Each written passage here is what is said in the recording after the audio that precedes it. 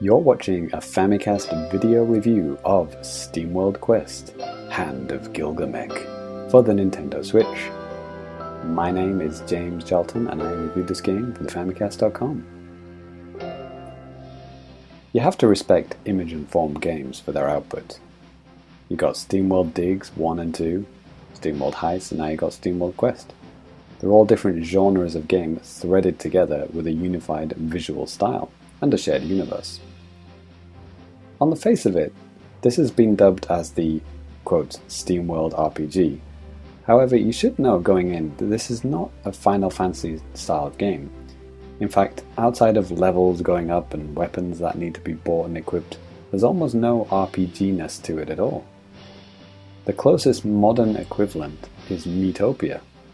That's the simplified Mii-based RPG on the 3DS.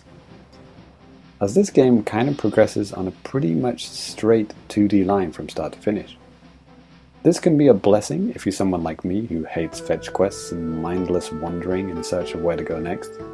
You will never be stuck on what to do next because you didn't talk to the dog in the village 6 times with the red cape equipped at night time, or whatever. No, you will fight enemies, you'll chat with your crew, fight a boss, and then move on to the next chapter. Never return to the same area again.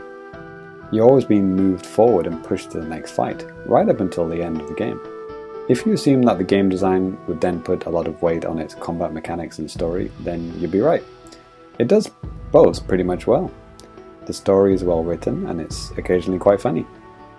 The main character, Amelie, she tends to narrate the story out loud, much to the annoyance of her teammates. Then you have Copernia, the mage of the group, and she's more serious. And then you have Galileo, which is the chubby and adorable frog robot that just wants to go home and eat food. Next on to the card-based combat, which you may assume is to be very divisive and off-putting for many people. But the thing is, it's not. As someone with very little history with RPGs and pretty much zero experience with card-based games in general, I really enjoyed the combat a great deal. You're given a selection of cards to choose from, and you can only take 8 with you into battle. Each of the characters has their own cards, that can be anything from a sword slash to fire or ice magic. Basically, look at it as a typical turn-based RPG game, except you can switch out your attacks and magic before every battle.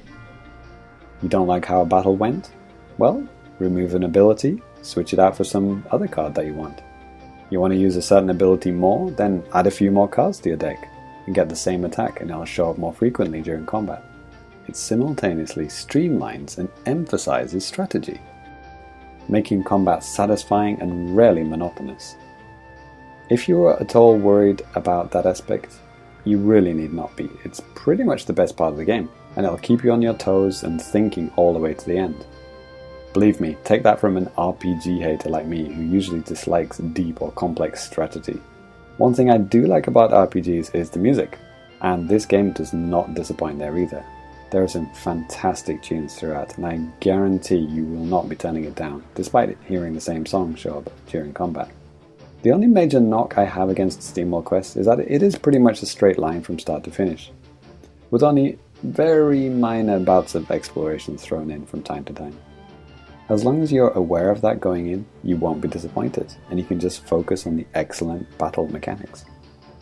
Overall, SteamWorld Quest is a fantastic package with a lot of content to keep you busy for a good while. Final score, 8.5 out of 10.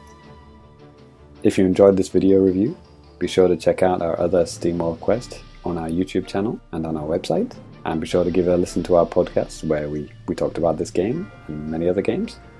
Thanks for watching. Until next time.